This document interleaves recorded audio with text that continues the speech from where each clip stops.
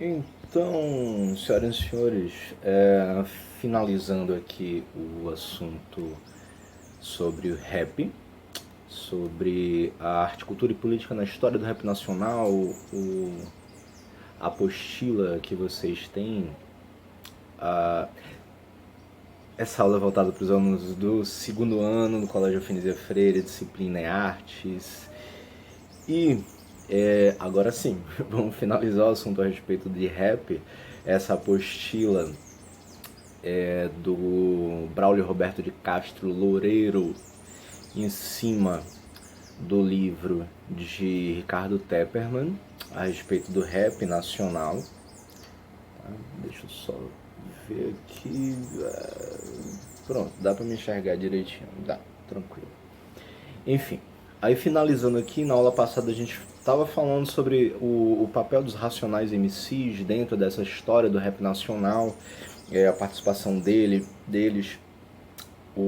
a ligação deles com a cultura de rua e conseguindo ter uma visão dentro do mercado, dentro de sua produção, de sua música, de seus CDs, de sua voz, ser utilizada como um produto de mercado, mas sem perder esse valor cultural, sem perder esse valor de revolta, de grito denúncia, né?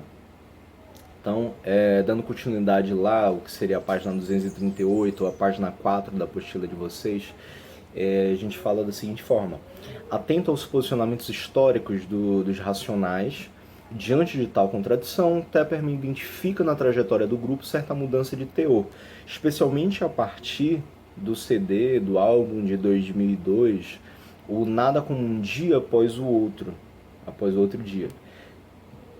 Não é à toa que, apesar da produção constante de faixas lançadas individualmente, de projetos paralelos e da gravação de um DVD ao vivo, um novo disco de inéditas, intitulado Cores e Valores, só viria no final de 2014, um hiato aí de 12 anos. Né? A emblemática entrevista de Mano Brown à revista Rolling Stone no ano de 2009, no qual o rapper já expõe um discurso mais maleável, a criação da produtora Bug Nipe e a contratação de uma assessoria de imprensa, a participação de Brown na versão de Um Babaraúma de Jorge Benjol, em campanha promocional da Nike para a Copa do Mundo de 2010, o lançamento de músicas com levadas mais dançantes, além da própria investida dos demais membros do grupo em projetos individuais, teriam aproximado o Racionais da chamada nova escola do rap nacional. A inflexão converter a postura revolucionária marca da primeira fase do grupo numa perspectiva radical. Cabe esclarecer que a noção radical, nesse caso escolhida pelo Tepperman, nas formulações de Antônio Cândido, referindo-se à posição que, mesmo apontando para transformações da sociedade, se identifica apenas parcialmente com os interesses das classes trabalhadoras, tendendo inclusive à conciliação.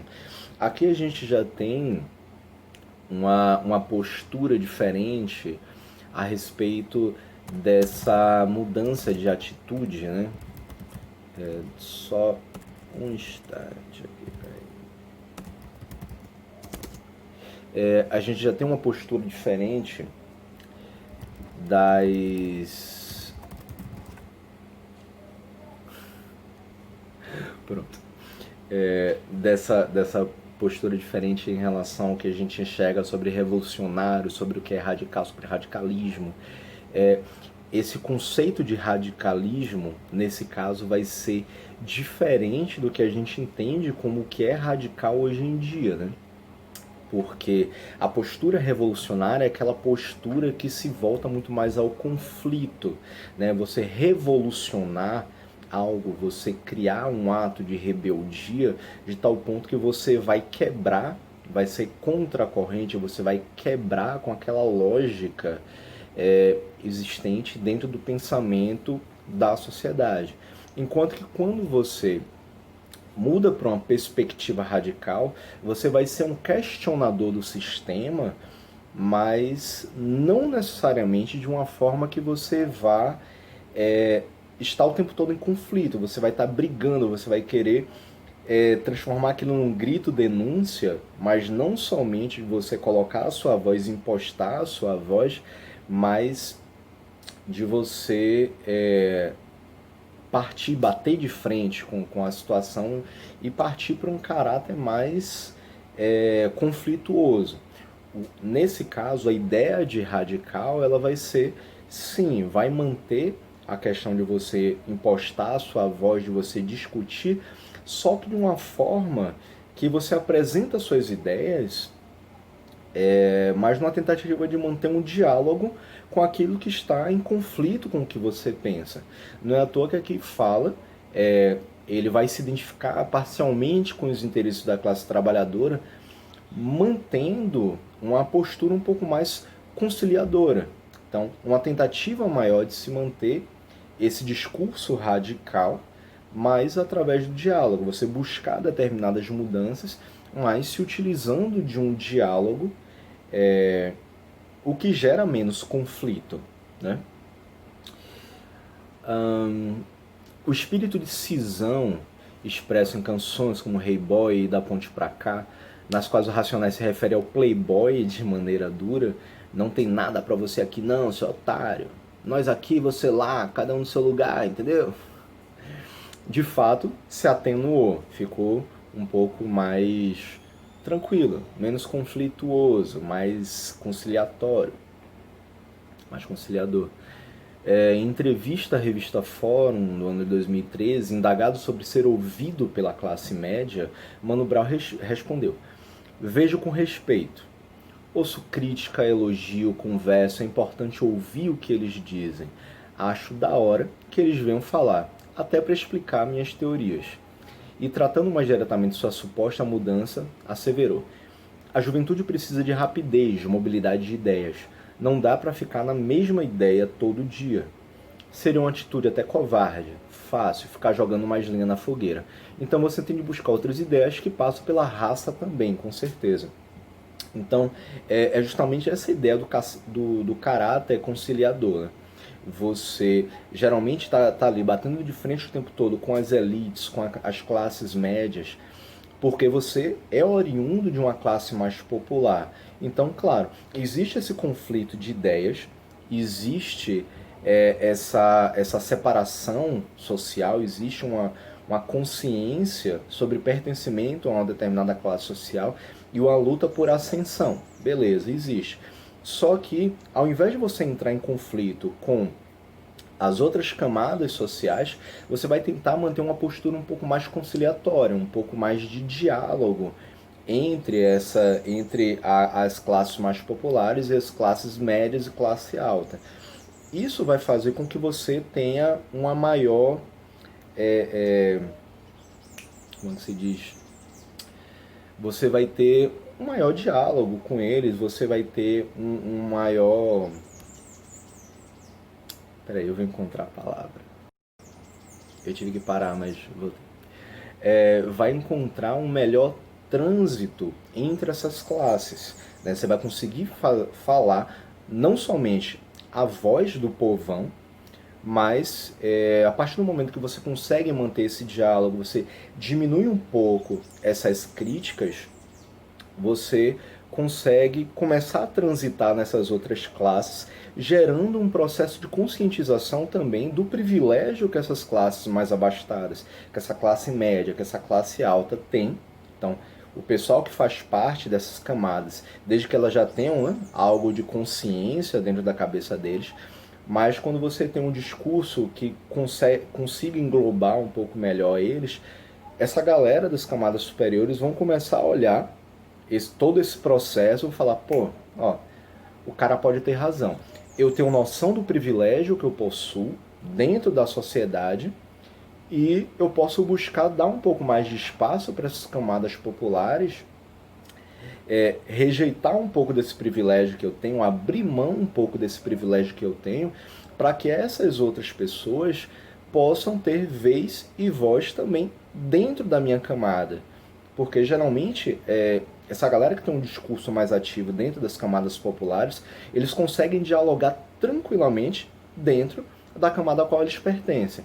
Mas a partir do momento que eles conseguem galgar outros patamares, conseguem chegar em outros patamares, com um discurso, com um diálogo que seja compreendido dentro dessas camadas superiores, quem tem pelo menos um mínimo de consciência nessas camadas vai chegar e justamente falar, pô, aí ó, o que ele está falando é uma coisa coerente. Então, que não deve ficar somente dentro da camada dele. Vamos tentar trazer isso também um pouco mais pra gente aqui. A galera que está lá em cima também, pô, ó, o que ele está falando é algo interessante, é algo pertinente. Então, vamos tentar pegar esse discurso dele para poder colocar aqui, para que todo mundo consiga enxergar de uma forma melhor o que está sendo dito, para que não se limite somente àquelas camadas populares, consiga alcançar esses outros patamares. Então, essa ideia de Mano Brown, de tentar, de parar de bater tanto nessa ideia do playboy, mas conseguir, ainda que faça uma crítica, só que uma crítica um pouco mais construtiva, ao invés de tão destrutiva assim, fez com que ele conseguisse alcançar esses outros espaços. Então por isso que ele fala, a juventude precisa de rapidez, de mobilidade de ideias. Não dá para ficar na mesma ideia todo dia, só batendo, só criticando tal, de forma destrutiva. Então, não é necessário jogar mais lenha na fogueira, mas sim tentar manter essa difusão das ideias de uma maneira mais dialógica, você conseguindo manter um diálogo melhor sobre isso. A nova escola seria a geração do rap nacional que surge no fim dos anos 2000, em boa medida vinculada às batalhas dos MCs, essas batalhas de MCs que são conhecidas como batalhas de conhecimento, que se caracteriza por uma mudança de posicionamento diante da geração das décadas de 80 e 90, a velha escola. E aí o que é que essa galera tem? Essa nova escola? Maior escolaridade, maior acesso a bens de consumo, flexibilidade no trato com a grande mídia, e considerável traquejo comercial seriam traços comuns a esses novos artistas e diferenciariam as escolas. Então, o que é? Maior escolaridade.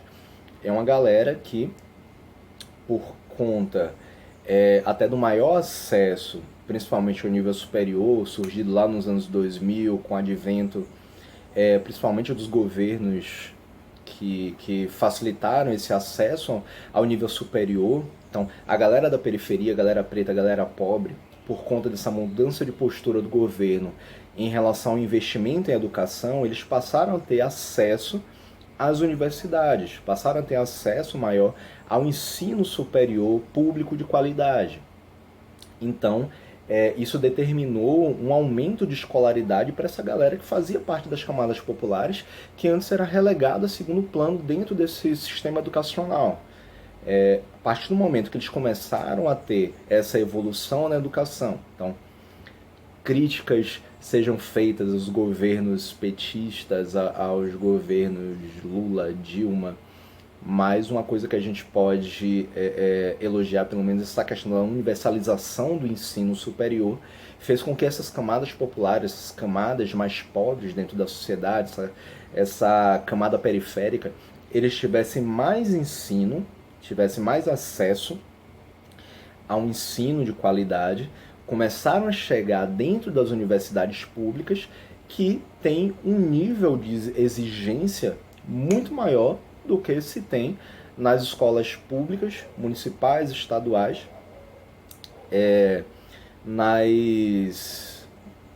nas faculdades particulares também, que é um ensino muito mais mercadológico e menos preocupado com a ideia de humanização da relação das pessoas, né?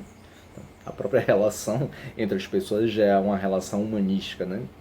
É a ideia de humanizar esse contato entre as pessoas, de manter um diálogo, de pensamentos um pouco mais ligados à sociedade. Não é ao socialismo, pelo amor de Deus. Mais ligados à sociedade, a você pertencer à sociedade, a você conseguir manter o diálogo com as mais diversas camadas. Uma outra ideia em relação a essa nova escola, que o próprio Mano Brown estava falando. A partir do momento que você entra numa universidade pública e dentro de uma universidade pública você tem pessoas dos mais níveis, das mais variadas classes sociais, você consegue manter um diálogo muito maior dentro de diversos grupos. Então, isso vai ajudar a própria galera que é das camadas periféricas, que faz um som através do rap, que faz um trabalho através de organizações sociais, não governamentais. Você consegue fazer esse diálogo transcender essa ideia exclusiva da periferia e começa a alcançar outros pontos. Então, essa galera da nova escola do rap, eles vão ter essa maior escolaridade, vão passar a ter também um maior acesso a bens de consumo, devido também à própria ascensão das classes sociais mais baixas, tiveram um acréscimo em relação a ganhos reais acima de inflação, aumento do salário mínimo, isso, aquilo outro. Então eles puderam ter mais acesso a bens de consumo, barateamento de custos de produção e tal. Flexibilidade, aí já bem específico dentro desses grupos que faziam rap, flexibilidade no trato com a grande mídia, maior acesso que eles tinham a essa grande mídia, de aparecer em televisão, de se tornar meio que um mainstream, sair do underground, se tornar um pouco mainstream, para poder tocar em rádio, para poder aparecer em televisão, para poder se difundir dentro da internet também, com o YouTube, com os streams, agora bem, os streams já agora em 2018, 19, 20. E essa galera também tem um traquejo comercial um pouco melhor, né? Afinal de contas, são bem mais estudados, então os produtores, inclusive, que têm esse diálogo melhor com o mercado, eles deixam de ser exclusivamente a galera já que está lá no topo e começam a ser produtores que saem da mesma base dessa galera que faz rap. Então eles já têm um conhecimento melhor sobre que tipo de mercado eles podem adentrar. Foge dessa questão elitizada, dessa questão da mídia voltada única e exclusivamente para as elites e consegue ter um diálogo, um traquejo comercial muito maior dentro de diversas frentes. E aí surgem rappers como Emicida, Rapadura, Criolo, Projota, Kamal, alguns dos nomes citados pelo próprio Tepperman, como representantes desse novo contexto. Jovens de periferia, ouvintes do rap dos anos 90, que em tempos de ampliação do acesso à internet e a tecnologias em geral compõem, cantam e administram seu trabalho numa perspectiva de inserção e participação nos canais centrais da música brasileira. Então, é a galera que cresceu ouvindo rap na década de 90, década de 80, década de 90, e começa a fazer rap já no finalzinho da década de 90, início dos anos 2000, já dentro desse novo espectro do rap, dentro da nova escola. Nesse sentido, a empresa Laboratório Fantasma, criada pelo próprio Emicida e seus familiares para organizar e gerenciar a carreira do rapper e de outros artistas, ganha destaque nas páginas do livro do Tepperman, do livro do Tepperman, como expressão do pensamento empreendedor que definiria a atual geração do rap nacional. Talento do Emicida como artista, sua inteligência no uso dos novos canais de comunicação possibilitados com a internet, habilidade em ampliar e aprofundar redes de relações pessoais e profissionais, o tino comercial e enorme capacidade de trabalho dos irmãos Evandro e Leandro que é o próprio Emicida, e sua equipe, fizeram da empresa o mais bem-sucedido negócio da história do hip-hop nacional. Olha que sensacional isso. É uma galera preta, de origem periférica, de origem comunitária, que se junta para poder fazer um trabalho dentro desse lab fantasma, esse laboratório fantasma. E conseguem levar a sua voz para diversos outros locais. Tanto que Emicida, ele já lançou livros, o Emicida aparece vez ou outra em Faustão, um programa lá de Serginho Grossman, um programa de Bial. Ele vai surgindo assim daquela Fátima Bernardes, por exemplo, ele vai surgindo dentro da mídia sem precisar abrir mão do seu protagonismo enquanto rapper, enquanto alguém de origem periférica, enquanto alguém de origem negra. Então ele consegue fazer parte de todos esses espaços, investir em outras pessoas pretas também, mantendo o mesmo tipo de discurso que ele tinha desde o início, falando sobre essa ambientação, sobre essa necessidade de dar voz e vez para a galera de origem periférica, da galera de origem negra. Evitando o ponto de vista que tende a atribuir à produção cultural da periferia uma homogeneidade nem sempre concretamente existente, algo tão incomum quando o assunto é o rap, Tepperman, naquele que é seu capítulo mais extenso, trata do caráter plural da manifestação rap no Brasil. Diversidade territorial de estilos constituída, vale ressaltar desde a década de 80. Se a capital paulista e os grupos paulistanos tiveram importância significativa na tradição do rap nacional, é preciso não negligenciar as inúmeras experiências no rap, no âmbito do rap, do hip hop, que ocorreram paralelamente ou eclodiram com certa proximidade em outras localidades do país. Por meio do texto de Tepperman, transitamos por distintas cenas do rap nacional, deparando-nos com um papel fundamental, isso é interessante, que rádios comunitárias, jornais de bairros e fanzines de diversas cidades tiveram na difusão inicial do gênero musical.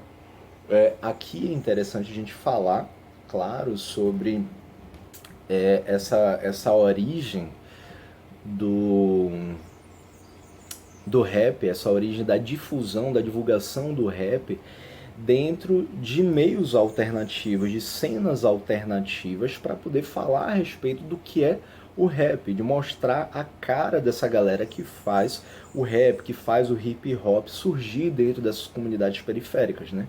Então isso surge nas rádios comunitárias. Então essas rádios que estão dentro das periferias vão começar a tocar o rap para a galera se tornar conhecida, para dar a letra, para poder falar a respeito do que eles precisam escutar. Os jornais de bairro também nessas comunidades, os jornais que são feitos pela própria galera da comunidade, que fala sobre questões que interessam ao pessoal da comunidade. É interessante que esses jornais de bairro, eles acabam tratando muito também sobre, por exemplo, a divulgação do comércio local. Fulano começou a vender bolo de pote. Aí pronto, aí ele vai pagar, né, pela divulgação ali, mas sai no jornalzinho comunitário lá, o número de telefone, o local onde ele está. E as comunidades são enormes, né? Comunidade de 50 a 100 mil habitantes, maior do que muitas cidades, inclusive no país. E aí vai estar lá no jornalzinho comunitário a propaganda da pessoa vendendo tal coisa. E isso vale também para mostrar assim, fulano lançou um novo single, vai tocar na rádio da comunidade aí a partir de tal dia, tal horário, para a galera já ficar atenta, para prestar atenção.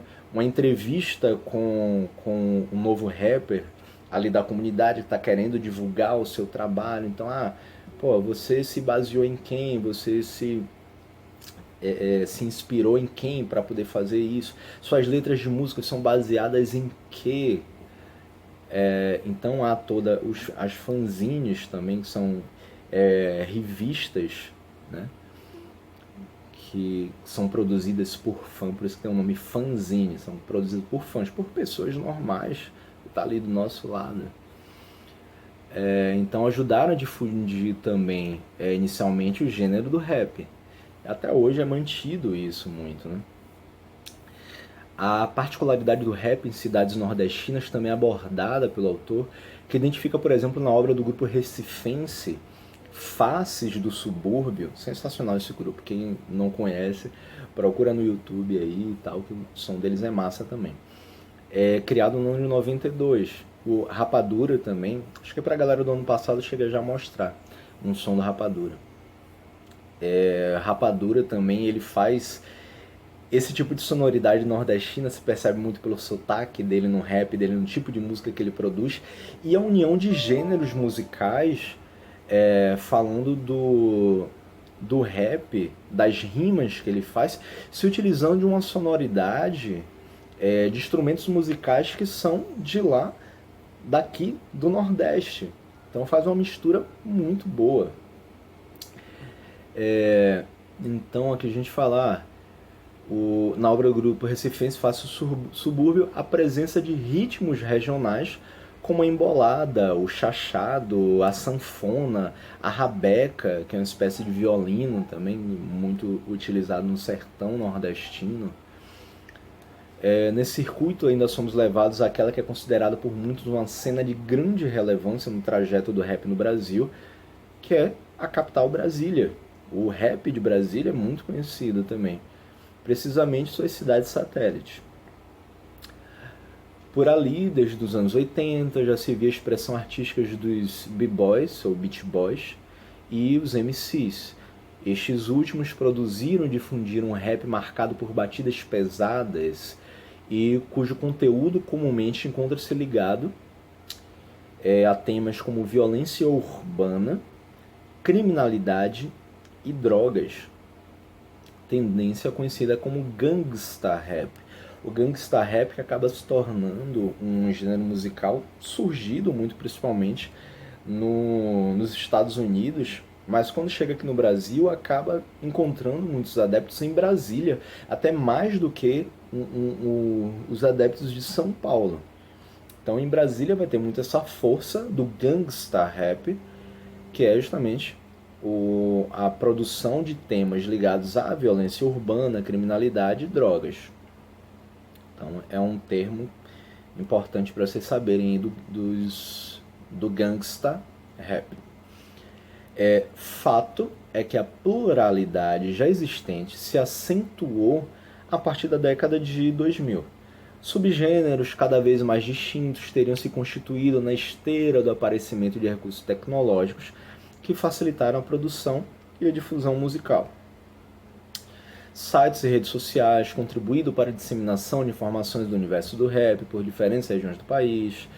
Viu-se assim um fortalecimento de tendências já existentes como o rap gospel e o rap cantado por mulheres. Claro, rap gospel é uma parada insana de se pensar assim, mas é algo que é interessante porque coopta, porque consegue captar, levar um tipo de som que é muito identificado pela galera que faz parte das comunidades e o que a gente consegue encontrar muito nas comunidades. Igrejas evangélicas. Porque quando a gente tem uma ausência do Estado em determinados locais, ele precisa ser ocupado de alguma forma. Então, foi um nicho, um espaço que as igrejas evangélicas começaram a olhar assim e falar assim, porra, posso ocupar esse espaço aí que o Estado não está ocupando, se a gente levar a nossa voz, se a gente chegar nesses locais, a gente pode garantir um espaço bem interessante. Então, eles foram para as comunidades. As igrejas evangélicas começaram a chegar nas comunidades. Só que, geralmente, eles fazem um discurso que quem adota esse discurso, quem aceita melhor esse discurso, é a galera mais velha. E aí, de repente, a ideia que eles têm. O que é que a galera daqui, o que é que a juventude desses locais gosta muito? Rap. Então, o que é que a gente pode fazer? Pegar esse gênero musical, pegar esse estilo musical e adequar ao que a gente pensa, adequar a forma que a gente pensa. Então, vamos começar a falar a voz da juventude, através do que? Do rap. Então é feito o que? Um rap gospel. Porra, uma ideia fantástica que as igrejas evangélicas acabaram tendo, uma visão empreendedora, uma visão assim, não somente de mercado, mas como forma de alcançar essas camadas mais jovens.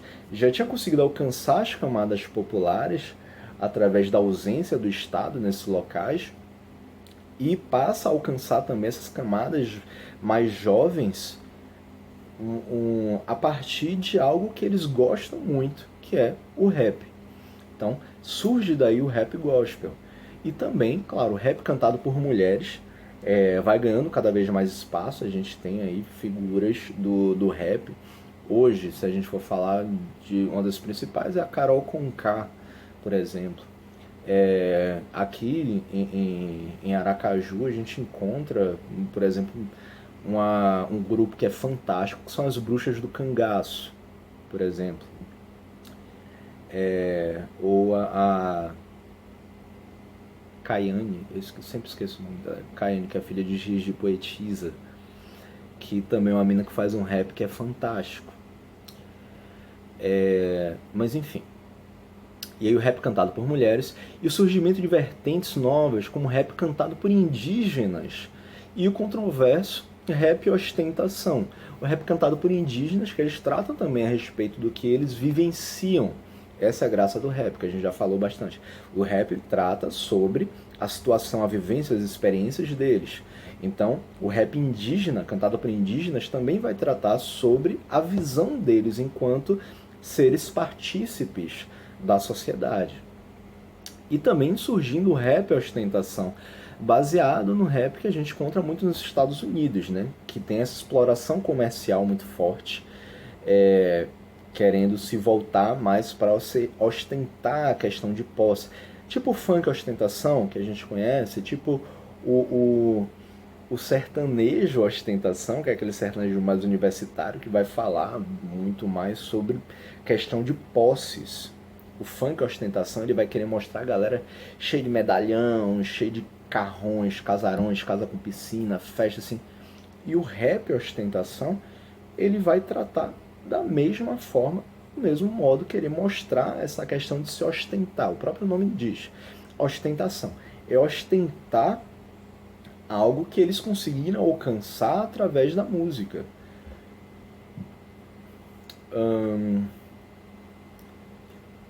Peraí que eu me perdi, me encontrei. Pronto. Todavia, como o próprio autor já havia sinalizado ao confrontar aspectos revolucionários e radicais, a popularização e pluralização vistas no contexto da nova escola, ainda que contribuintes do fortalecimento do gênero musical, fez com que o rap passasse a ser muito mais conhecido, muito mais difundido, conseguindo alcançar outras classes sociais, conseguindo entrar em outros espaços que até então não havia alcançado. Então, fortalecimento do gênero musical, da articulação de novas bandeiras político-ideológicas à expressão, teriam sido acompanhadas pela suavização do teor crítico historicamente presente nas canções do rap brasileiro. No centro do problema estariam as tensões relativas à aproximação de boa parte desses artistas dos círculos dominantes da produção cultural. Nas letras mais recentes do Emicida, o posicionamento da classe não se apagou, mas perdeu a contundência, ficou um pouquinho mais fraco. Não deixa de falar a respeito do que se vive, do que é a vivência periférica, do que é a vivência negra, mas se torna um pouco mais suave, né? Não obstante, para a gente fechar aqui a apostila, a noção final é que, a despeito da radicalização de sua face hegemônica, o rap ainda preserva força e potencial questionador. O entendimento que atravessa o livro de Tepperman é de que o rap é, ao mesmo tempo, música e mais do que música, concebida não apenas como objeto estético restrito a elementos internos, mas percebida no âmbito de sua existência social. A música, reforça o autor, sempre está no mundo, modificando a realidade e sendo modificada por ela. De todo modo, em tempos de mercantilização da vida, de certa glamourização da periferia, fica sempre o receio de que a expressão artística que tanto falou e ainda fala os subalternos brasileiros tenha cada vez mais a sua vitalidade crítica esvaída pela exploração comercial. É a ideia de que aquilo que surge numa ambientação, num ambiente underground, à medida que ela vai se transformando em algo mainstream, vai perdendo o seu caráter revolucionário, vai perdendo o seu caráter rebelde, vai se transformando em algo radicalizado, nesse sentido de suavização, só que de certo ponto, em alguma medida, perde até mesmo o seu caráter radical. Então, deixa de ser revolucionário, deixa de ser radical para se transformar em algo puramente comercial. Então, é a ideia da glamourização, da gourmetização sonora do rap. E aí a gente vai vendo aí se surgirem coisas do tipo rap acústico. Ah, pô, tem sua qualidade? Tem sua beleza? Pô, é muito fofo você ouvir um rap acústico. Ah, capricorniana, não sei o quê. Bonitinho pra mandar pra namoradinha, pro namoradinho e tal. De boa. Só que perde a verdadeira essência, né? A partir do momento que você tenta criar algo muito mais comercial, você perde a sua essência. Então, o questionamento fica aí. Será que é válido fazer toda essa transformação do rap para transformar, para colocá-lo em modo comercial, para que se venda mais? Então aí, fica aí o questionamento. Mas enfim, finalizamos nossa apostila e a gente se vê, sem ser na próxima semana, que já vai ser o simulado da semana seguinte. Valeu, galera. Falou. Tchau.